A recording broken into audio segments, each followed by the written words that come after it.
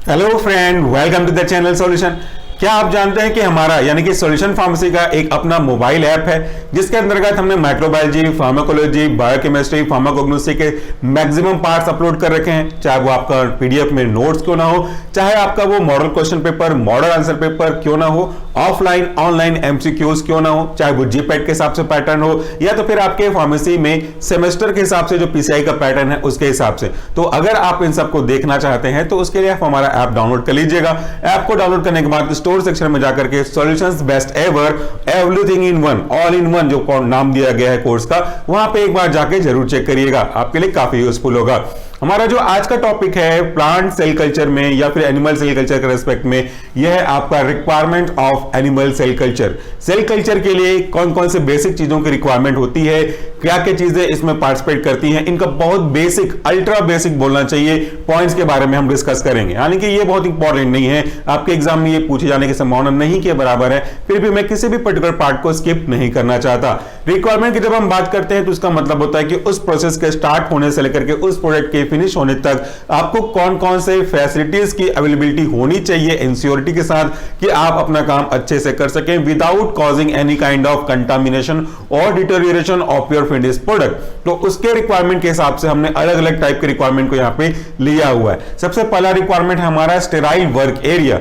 Sterile work area एक ऐसा requirement है जो माइक्रोबायोलॉजी के साथ लगभग जुड़ा ही हुआ है, उसको आप माइक्रोबायोलॉजी से अलग नहीं कर सकते। जैसे ही आपने स्टेराइल वर्ड को या फिर स्टेरिलाइजेशन को या डीकंटामिनेशन को माइक्रोबायोलॉजी से अलग कर दिया, वहां पे माइक्रोबायोलॉजी अधूरी हो जाती है। स्टेराइल वर्क एरिया कहने का मतलब होता है एक ऐसा वर्क एरिया, एक ऐसा वर्क एटमॉस्फेयर जहां पे जब आप काम करेंगे तो आपके काम करने के सराउंडिंग में किसी तरह का भी कंटामिनेशन ना आए। ये कंटामिनेशन किसी भी फॉर्म में हो सकता है, इट में भी माइक्रोबियल और नॉन माइक्रोबियल, दोनों में से कोई भी हो, उस वर्क एरिया के आसपास नहीं आना चाहिए।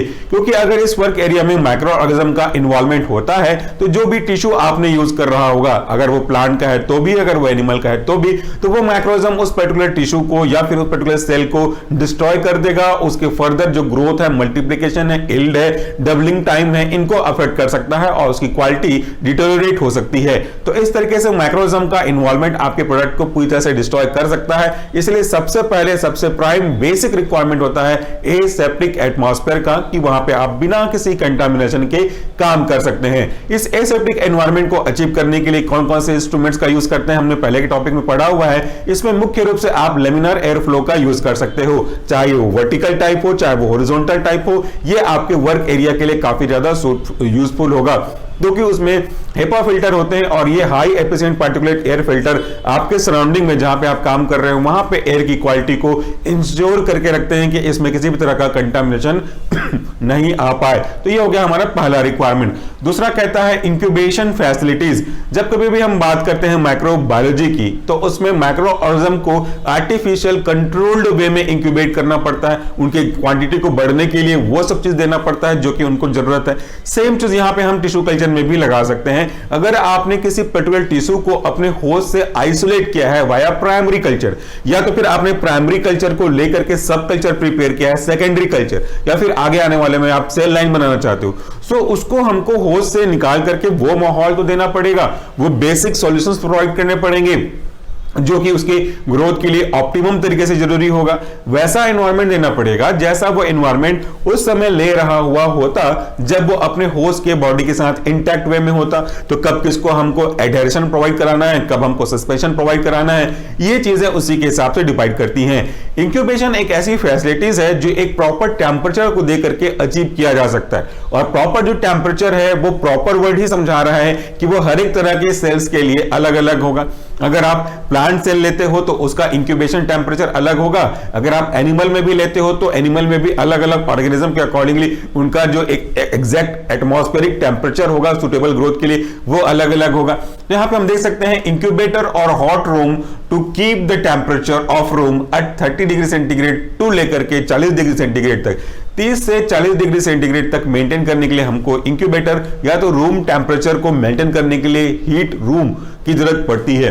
और ये जो टेम्परेचर है डिपेंड करता है टाइप्स ऑफ सेल, किस सेल को आप कल्चर कर रहे हो उसके ऊपर भी डिपेंड करता है। जैसे अगर आप इंसेक्ट सेल का कल्चर करना चाहते हो, जो आपका सेल कल्चर हो रहा है वो किसी इंसेक्ट से निकाल करके बनाया गया है, तो उसके लिए जो सुटेबल टेम्परेचर होगा ग्रोथ के लिए वो 30 डिग्री सेंटीग्रेड होगा। जबकि मैमेलियन का, हम में से कोई भी हो जो मैमेलियन कैटेगरी में रखे गए हैं, इनके सेल का कल्चर आप करना चाहते हो, इनको मल्टीप्लाई करना चाहते हो, तो you know it very well कि हमारी बॉडी का जो नॉर्मल टेम्परेचर होता है वो 37 डिग्री सेंटीग्रेड होता है। सो 37 डिग्री सेंटीग्रेड पे अच्छे से रहने वाले सेल्स को आपको 37 डिग्री ही प्रोवाइड करना पड़ेगा। आप उसको 20-25 दे दोगे तो वो सरवाइव कैसे करेगा, या जो 30 पे सरवाइव अच्छे से करता है उसको 40-45 दे दोगे तो वो कैसे एडजस्ट करेगा। So it is not a fix कि आप सभी तरह के सेल्स को, सभी टाइप्स ऑफ सेल्स के जो कल्चर है इनको एक जैसे टेम्परेचर दे दोगे, वो डिपेंड करता है इंडिविजुअल सेल टाइप पे। तो ये हमारे लिए इंक्यूबेशन फैसिलिटी बहुत इंपॉर्टेंट है, क्योंकि इंक्यूबेशन नहीं होगा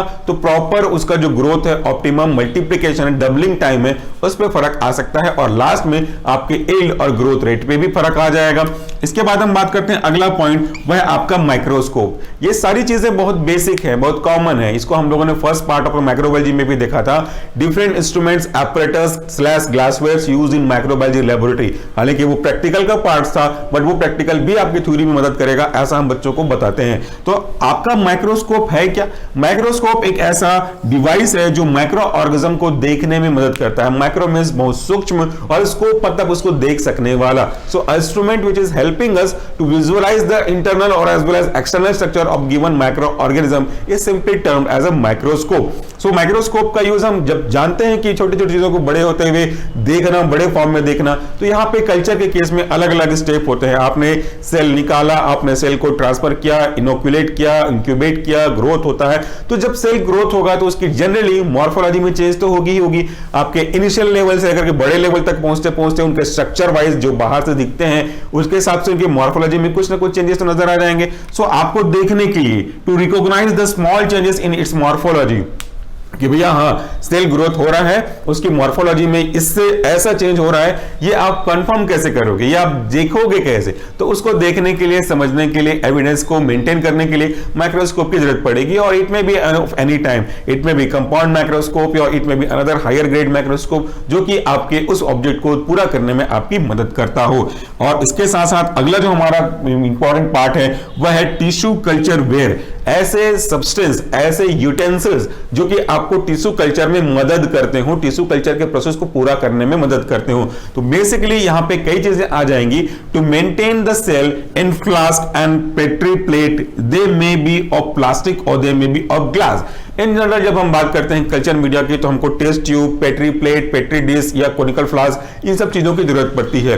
ये या तो ग्लास के बने हुए हो सकते हैं या तो प्लास्टिक के बने हुए हो सकते हैं, ज्यादा अच्छा होता है ग्लास के बने हुए हम। तो ऐसे कई चीजें हमको जरूरत पड़ती हैं। जैसे टिश्यू कल्चर रैक भी आता है जिसमें अलग अलग ग्लास के स्लाइड्स होते हैं, यूवी लैम्प भी होती है ताकि इसमें माइक्रोजम के कंटामिनेशन को रोका जा सके। तो वो पूरे एक प्रकार से बोल लीजिए कि टिश्यू कल्चर वेयर से ही कहलाते हैं, मतलब यूटेंसिल, किचन वेयर्स होते हैं, वैसा ही प्रकार से यूटेंसिल जो जरूरत पड़ती है आपके टिश्यू के कल्चर को पूरा करने के लिए।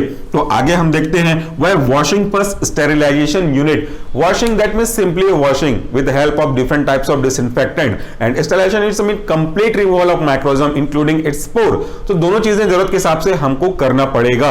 अगर वो चीजें डिसइंफेक्टेंट से ठीक हो सकती हैं जनरल वॉशिंग से, then we have to go for that. Otherwise हमको स्पेसिफिकली स्टेरिलाइजेशन के साइकिल को, उसके डिफरेंट स्टेप्स को स्टेप बाय स्टेप पूरा करना पड़ेगा।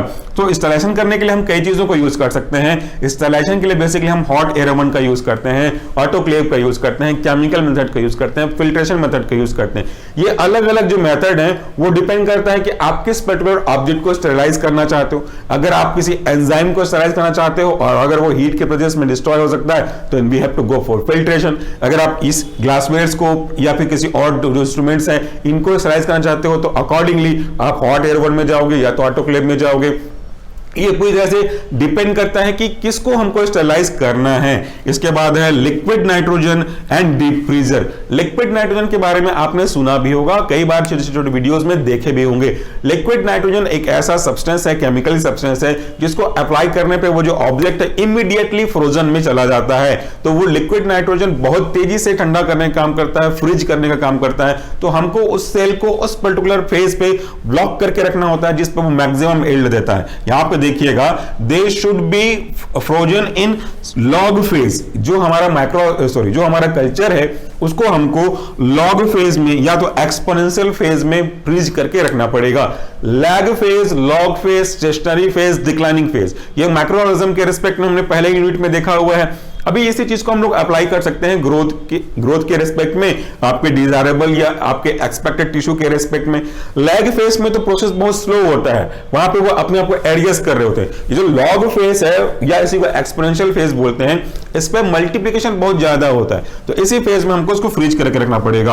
और यहां पे एक चीज और भी ध्यान रखना पड़ेगा कि जब आप फ्रीज कर रहे हो तो उसके लिए हमको सूटेबल प्रिजर्वेटिव की जरूरत पड़ेगी जो कि उसको प्रिजर्व करके रखे। और कुछ टर्म पहले ही हमने प्रिजर्वेटिव के बारे में बात किया था, जैसे डाइमेथाइल सल्फोक्साइड, ये एक एग्जांपल है प्रिजर्वेटिव का। ये जो है आपके डाइमेथाइल सल्फोक्साइड, ये सेल को फ्रीज करते हैं, और जब हम सेल को प्रिजर्व करते हैं और जब हम सेल को फ्रीज करते हैं तो हमको उसका जो प्रोसेस है वो स्लोली मेंटेन करना पड़ेगा। इसका जो एक क्राइटेरिया दिया गया है वो यहां पे है 1 डिग्री सेंटीग्रेड पर मिनट, यानी कि 1 डिग्री सेंटीग्रेड पर मिनट के हिसाब से उनका नीचे आना जहां शुरू हो जाएगा टेम्परेचर का फ्लक्चुएशंस का, से लेकर के -50 डिग्री सेंटीग्रेड जरूरत पड़ती है किस टेम्परेचर की, उसके हिसाब से आप अपने टेम्परेचर को नीचे फ्रीजिंग पॉइंट की ओर लेके जा सकते हो, माइनस में लेके जा सकते हो, क्योंकि लिक्विड नाइट्रोजन बहुत जल्दी असर करता है फ्रीज करने के रेस्पेक्ट से। इसके बाद है आरओ सिस्टम और डबल डिस्टिलेशन वाटर।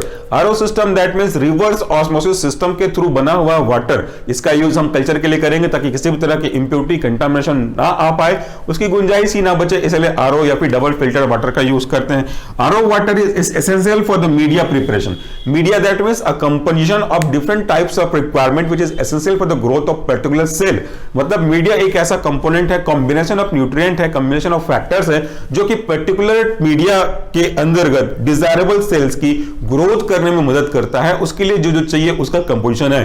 भाई मेरे लिए खाना है तो उसके लिए वो मीडिया है, मैं वेजिटेरियन हूं तो मेरे लिए वेजिटेरियन खाना होगा, कोई और कुछ खाता है तो उसके लिए खाना होगा। अगर आप प्योर वेजिटेरियन को प्योर नॉनवेज के जैसे ट्रीट करोगे तो वो तो पॉसिबल ही नहीं है। तो यहां पे वही चीज है कि हर एक टाइप के सेल के लिए हमको मीडिया तो चाहिए, बट वो हर एक मीडिया सबके लिए सेम हो ऐसा भी नहीं। Depending upon the types and characteristic nature of the particular cell, we need to add और subtract the requirement in that particular media, वो ये हमारा मीडिया हो गया। इसके बाद अगर हम लोग आगे बात करते हैं तो वो देखिए फिल्टर स्टरलाइजेशन। एक स्टरलाइजेशन का ऊपर हमने टाइप देखा ऑटोक्लेव हॉट एयर वन। अगर कुछ एंजाइम्स हो गए, कुछ पर्टिकुलर सब्सटेंस, बायोलॉजिकल सब्सटेंस हो गए जिनको हम हीट के प्रेजेंस में नहीं कर सकते स्टरलाइज, तो हमको फिल्ट्रेशन करना पड़ेगा। सो यहां पे लिखा भी है media that can not be autoclave must be sterilised by filter process to remove their microorganism and the filter paper size या filter membrane size should be 0.22 mm pore size. अब यहां पे एक चीज और आपको जाते जाते बता दूं, छोटा सा है, जो फिल्ट्रेशन का प्रोसेस है वो ऐसा प्रोसेस ऑफ स्टरलाइजेशन है जिसमें हम माइक्रोऑर्गेनिज्म को किल नहीं करते। आप हॉट एयर वन यूज कर लो, आप ऑटोक्लेव यूज कर लो, आप केमिकल मेथड यूज कर लो, इनमें हम माइक्रोऑर्गेनिज्म को किल कर देते हैं, जबकि फिल्ट्रेशन प्रोसेस बिल्कुल अलग है, इसीलिए इसको हम लोग कोल्ड स्टरलाइजेशन भी बोलते हैं। इस पे आपका जो माइक्रोऑर्गेनिज्म है वो किल नहीं करते, उसको सेपरेट करते हैं, because the basic principle of filtration is to separate the substance according to its size variation. आप चाय छन्नी यूज करते हो तो चाय छन्नी में चाय की पत्ती छन जाती है। अगर आप सिंपल फिल्टर पेपर यूज करते हो अपने लेबोरेटरी में, तो ऊपर के जो साइज रेसिड्यू बड़े होते हैं वो रुक जाते हैं। वैसे ही हमको ऐसा मेम्ब्रेन यूज करना पड़ेगा जिसका साइज 0.22 माइक्रोमीटर हो, ताकि इससे छोटे जो चीजें वही आ पाए और माइक्रोऑर्गेनिज्म का साइज इससे बड़ा होगा तो वही पे रिटेन हो जाए। तो ये हमारे फिल्ट्रेशन प्रोसेस का एक बेसिक प्रिंसिपल हो गया। तो आज के छोटे से वीडियो में हमने डिस्कस किया कि आपको टिश्यू कल्चर करने के लिए, एनिमल टिश्यू कल्चर करने के लिए, समहाउ प्लांट टिश्यू कल्चर करने के लिए किन किन बेसिक रिक्वायरमेंट की जरूरत पड़ेगी, उनके क्या बेसिक रिक्वायरमेंट को क्या रीजन होता है वो हमने यहां पे देखा है। अगर आप आज के इस व्हाइट बोर्ड सेक्शन का स्क्रीनशॉट लेना चाहते हैं तो थोड़ी देर बाद मैं यहां से हट जाऊंगा, आप आराम से ले सकते हैं। और इससे पहले कि जितने भी स्क्रीनशॉट हैं सबको एक साथ देखना चाहते हैं तो डाउनलोड करिए, जैसा मैंने आपको कहा, हमारा मोबाइल ऐप, जिसको आप प्ले स्टोर से भी डाउनलोड कर सकते हैं या इसी वीडियो के डिस्क्रिप्शन बॉक्स से भी चेक कर सकते हैं। Thank you so much for this video. नमस्कार, टेक केयर।